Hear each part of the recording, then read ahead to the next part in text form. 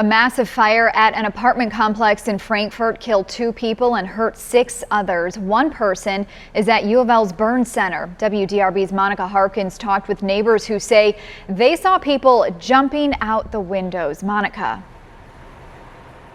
I'm here off Leewood Drive at the Leewood Square Apartments. Now, if you take a look over at the building, you can see massive fire damage here in the middle. But I want to point out the 3rd floor window to the right. That's where neighbors tell me a woman was screaming for help, crawled out the window, put her feet on the gutter. Now, if you look closely on that gutter, you can see exactly where it divots down where her feet were.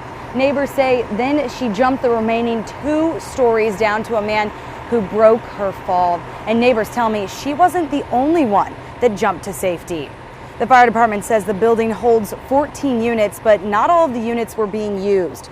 2 people died in the fire, another seriously injured and flown to U of L hospital. The fire department says up to 6 people were hurt. Frankfort Fire says it started around 8:30 this morning, and when they got there, flames were coming out of the building. Several agencies from surrounding counties also came to help.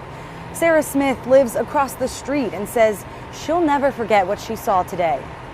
The man on the 2nd floor in the back, his girlfriend jumped out the back window on the 2nd floor, and his skin was melting off of him. Where the fire, he tried to come out, and the fire was just melting his skin straight off of his body.